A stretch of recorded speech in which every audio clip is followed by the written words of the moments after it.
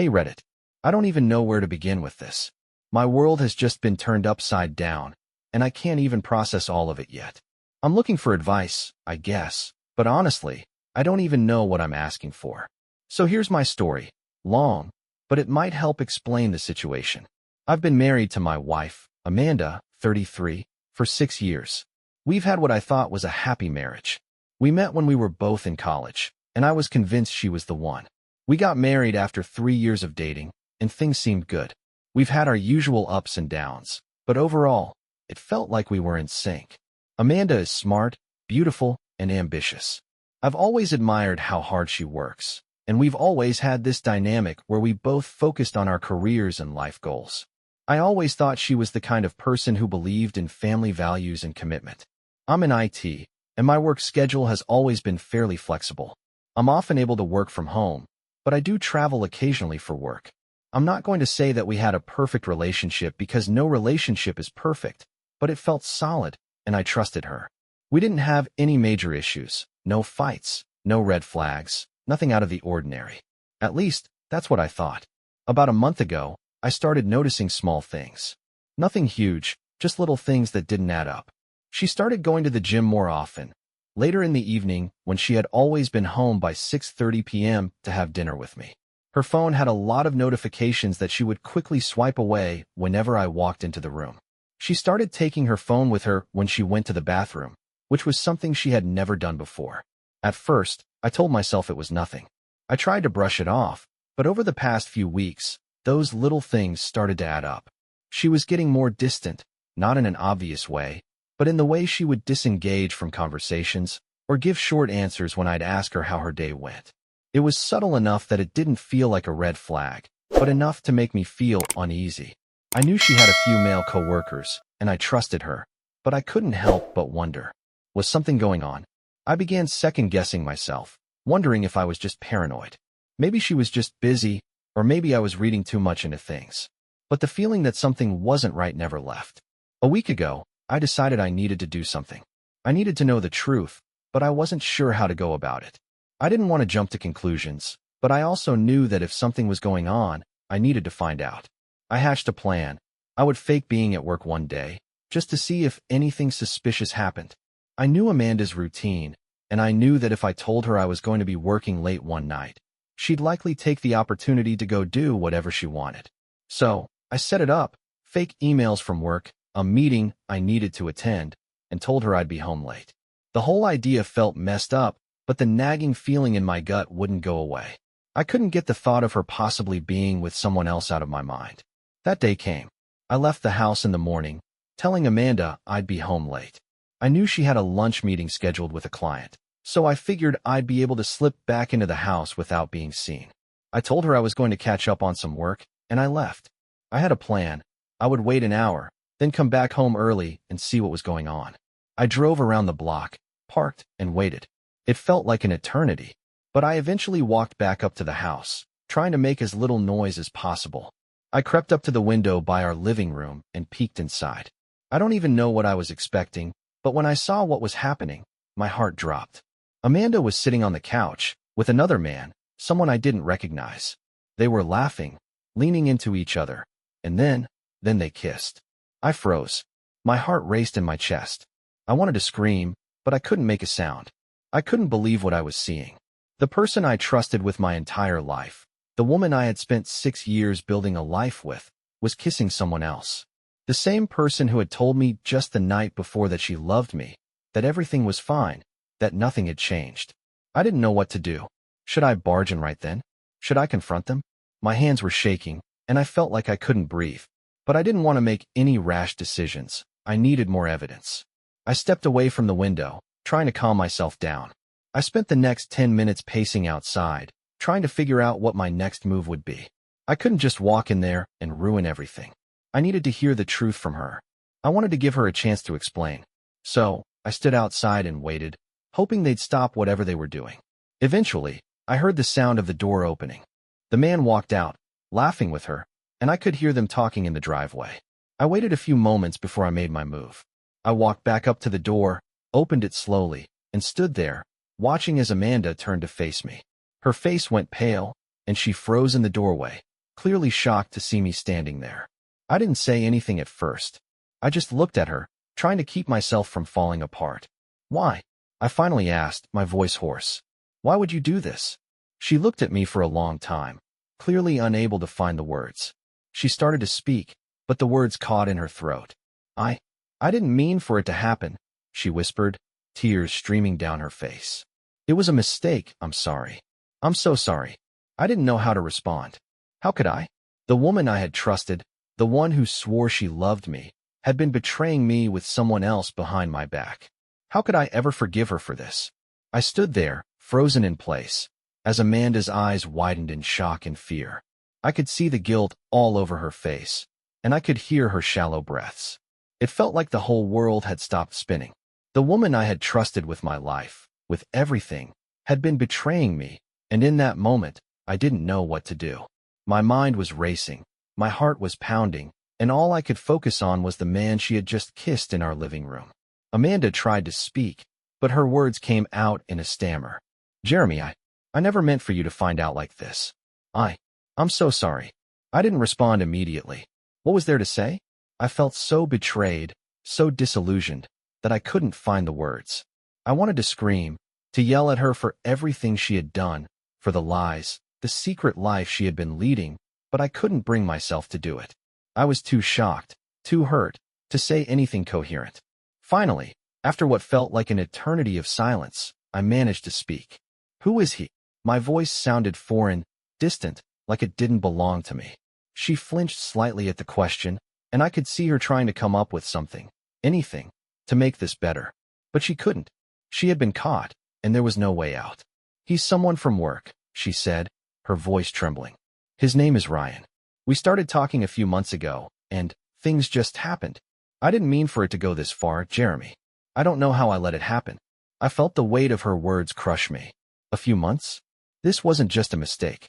It wasn't just a one-time slip. She had been carrying on this affair for months, and I had no idea. The trust one had in her, the connection we shared, all of it felt like it had been a lie. I couldn't hold it in anymore. How could you do this? To me, to us? You said you loved me, Amanda. You promised me we would never hurt each other. How could you betray me like this? Her eyes filled with tears as she stepped forward, reaching for me. Jeremy, I'm so sorry. I know I've hurt you. I don't know why I did it. It's been a mess. I was feeling disconnected, and Ryan, he was there for me. But it was a huge mistake. I see that now. I love you, Jeremy. I never wanted to hurt you, and I hate myself for what I've done. I took a step back, distancing myself from her. How long? I asked, my voice barely a whisper, my throat tight. How long have you been seeing him? A few months, she replied again, wiping her tears away. But I never wanted this. It was just supposed to be a friendship, a distraction. I never meant for things to go this far. And I ended it. I swear to you, Jeremy, I ended it. The words hit me like a ton of bricks. She had been seeing him for months. Months that I had thought were normal, happy months. She had been lying to me, to my face, while I trusted her and shared my life with her. The anger swelled up inside me, but I couldn't express it. I was too numb, too shocked. You ended it? I asked, feeling my blood boil. When? How? How can I trust anything you say? Amanda tried to explain, but I couldn't focus on her words anymore. I couldn't hear her apology over the deafening roar of my own heartbreak. I started pacing the room, feeling the walls close in around me. I need space, I said, my voice cracking. I need to think. I need to figure out what to do next. She nodded quietly, her eyes pleading with me for understanding. But how could I understand? How could I ever trust her again after everything that had happened? I spent the next few hours in a daze. I didn't know what I was supposed to feel. Anger? Betrayal? Grief? All of them, but nothing felt real. I went to bed that night, lying next to her, but there was a gulf between us that felt impossible to bridge. I couldn't look at her the same way. I couldn't see her as the woman I had loved and trusted. She was someone else now, someone who had broken everything we had. That night, I didn't sleep. I just stared at the ceiling, replaying everything in my mind. The signs I had missed, the moments I should have noticed. I realized I had been so absorbed in my own life, in my own work, that I hadn't seen how far she had drifted away from me. It wasn't just the affair that hurt. It was the fact that she had been so far gone, and I had been so oblivious. The next morning, Amanda woke up early, as usual, trying to talk to me.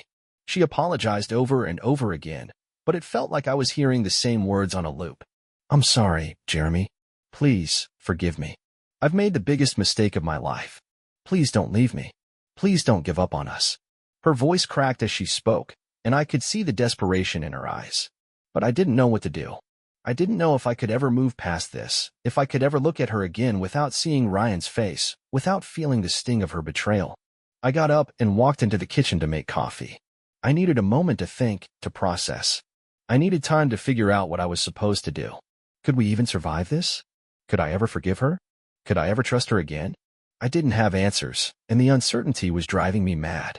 All I knew was that nothing would ever be the same. After the confrontation, the silence between Amanda and me was deafening. She was trying to convince me to forgive her, offering apology after apology, explaining that she never meant for things to get so out of hand. But I couldn't hear her. The pain and betrayal were too loud in my head. I didn't even know where to start or what to say. For the next few days, I walked around in a daze, trying to process everything. We barely spoke. Amanda would cry and apologize, but the words felt hollow to me. How could I believe anything she said now? I didn't want to shut her out, but every time I looked at her, I saw the betrayal.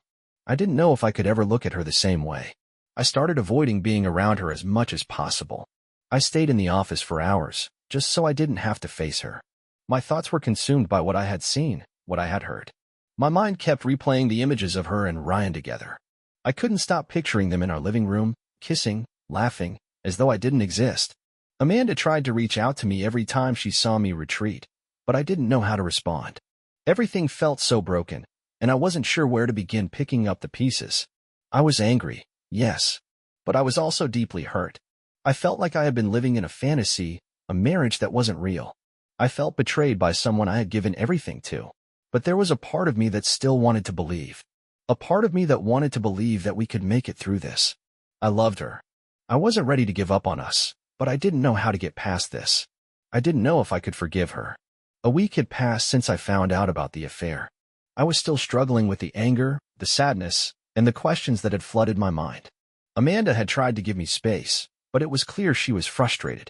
She wanted to fix things, but it felt like we were stuck in a never-ending loop of pain and resentment. That evening, after dinner, she came to me with a look in her eyes that told me something had shifted. She had spent the last few days quietly trying to respect my space, but it was obvious that she couldn't keep avoiding the situation. She needed answers, and so did I. Jeremy, she said softly, her voice trembling, I know I've hurt you, and I know it's hard to even look at me right now. But I'm asking you for a chance to explain more, to be completely open with you. I can't stand how this is making you feel, and I can't stand how I've hurt you. I love you. I've always loved you. But I made a terrible mistake. I stared at her for a long moment, weighing her words. I had heard the apologies before, but something in her tone, something in the way she was looking at me, made me want to hear her out. I wasn't sure I was ready to forgive, but I realized that if we were ever going to fix this, we needed to be honest with each other. Okay, I said, my voice thick with emotion. Tell me everything. I need to understand why this happened. She took a deep breath, looking down for a moment before meeting my eyes again. It wasn't just about Ryan. It was about me, too. I've been feeling disconnected for a while, but I didn't know how to talk to you about it. I didn't feel like we were close anymore. You were always working, and I felt like I was living in the background of your life. I should have communicated that to you. I should have come to you before it ever went this far. But I was weak, and when I met Ryan, it felt like he was paying attention to me in a way that made me feel seen. But it was a mistake. I didn't realize how much I was hurting you, how much I was jeopardizing everything we built. And I am so sorry. I listened, each word piercing me, but this time, I didn't feel quite as angry. The pain was still there, but hearing her admit her feelings, hearing her take responsibility, made me see that this wasn't about me failing. This wasn't about me being the problem in the relationship. It was about her decisions, her mistakes. I don't know if I can forgive you, I said quietly. I don't know if I can move past this, but I'm not ready to walk away yet. I need time. I need you to prove that you're truly committed to making this right. She nodded, her eyes filling with tears. I will. I will prove to you, every single day, that I'm here, that I want us. I know it's going to take time, and I know I've destroyed the trust between us, but I'll do whatever it takes. I don't want to lose you, Jeremy. We sat there for a long time, saying nothing. There was so much unsaid, so much uncertainty between us. But in that moment, I realized something important. I wasn't ready to give up on her. I wasn't ready to walk away from the life we had built, from the family we had created. But that didn't mean this would be easy. This was just the beginning of a long road of healing. The days following our conversation were a mix of awkwardness and small breakthroughs. We didn't pretend everything was fine, but there was a noticeable shift. Amanda was doing everything she could to show me that she was serious about rebuilding our relationship. She cut off all contact with Ryan, and she started being more open about her feelings, things that she had been keeping bottled up for far too long. It was clear that she wanted to make amends. We started going to therapy together, but it wasn't easy. Every session felt like we were reopening old wounds. The anger would resurface, the hurt would bubble to the surface again. But we kept at it, hoping that slowly, we would start to heal. I didn't know if I was ready to forgive her completely, but I was trying to. I was trying to be present, to show her that I wasn't giving up on us. The love I felt for her was still there, but it was different now.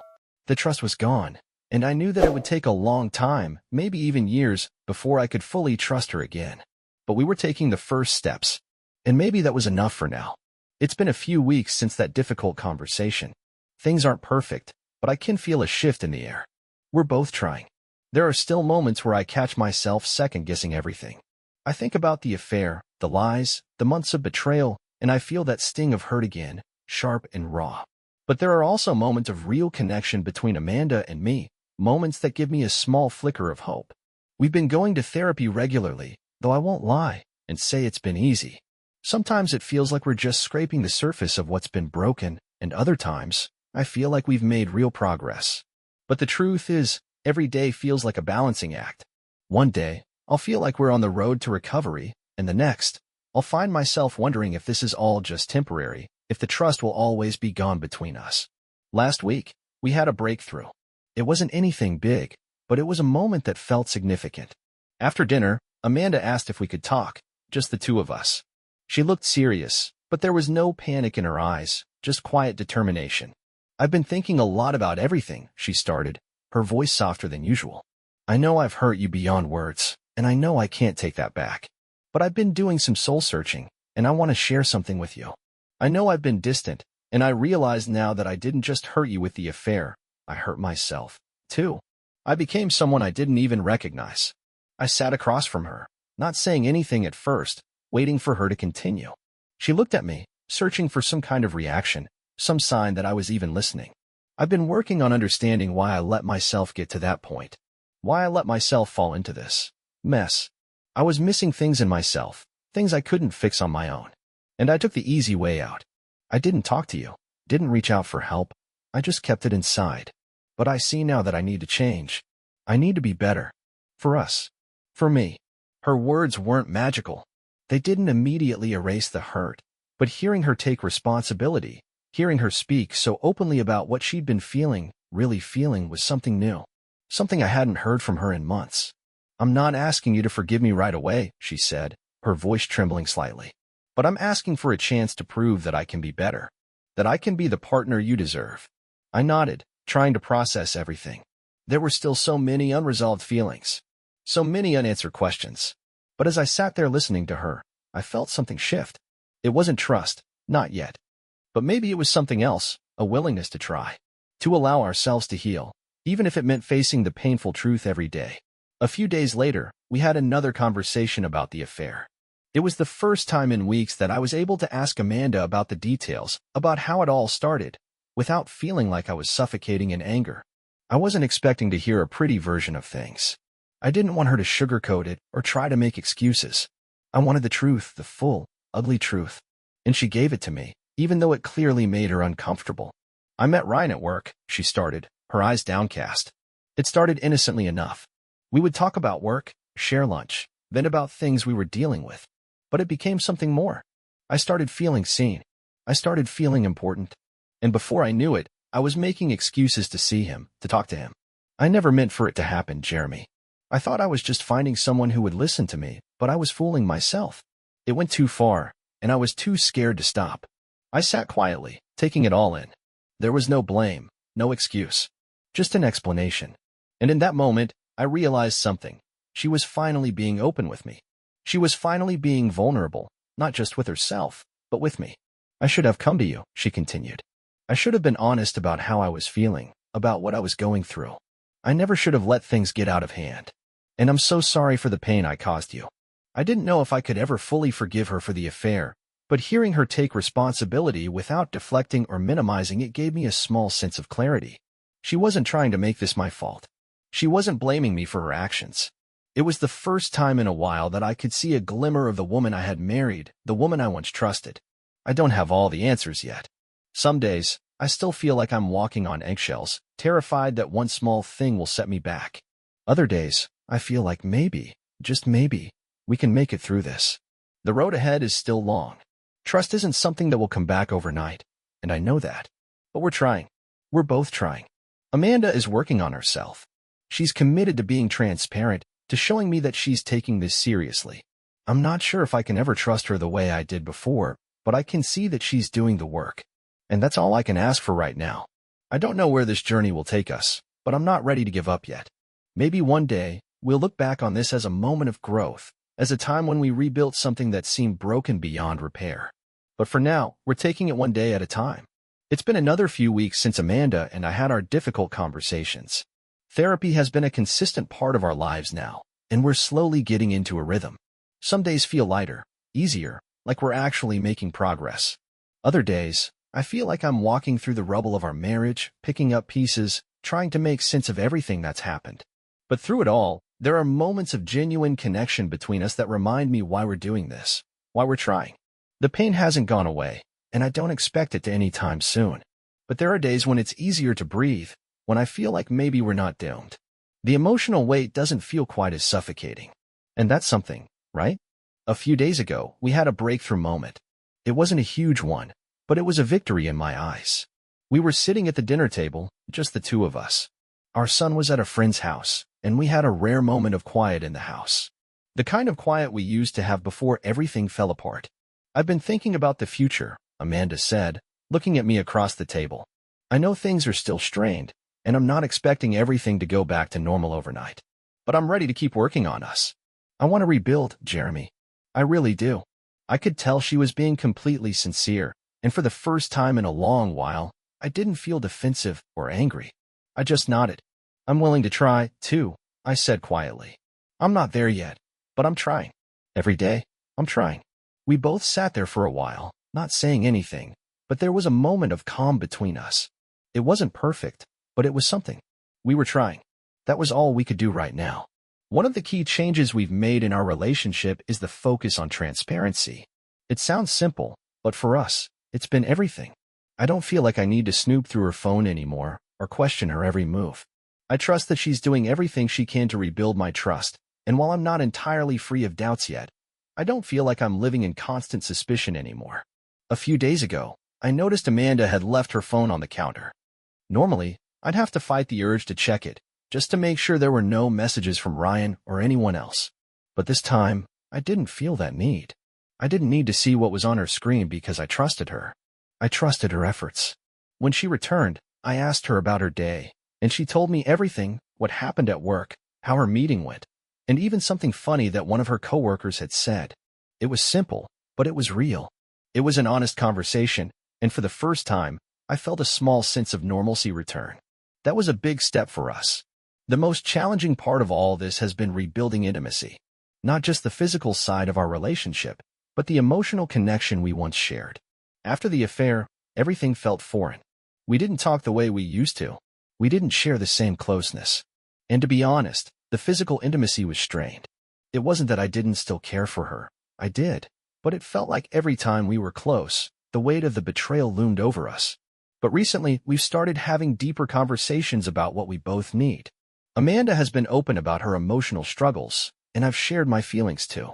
We've started talking more about what we want from each other, what we need to feel loved, seen, and heard. Last night, we spent hours talking in bed, something we used to do all the time before things got complicated. It wasn't about the affair.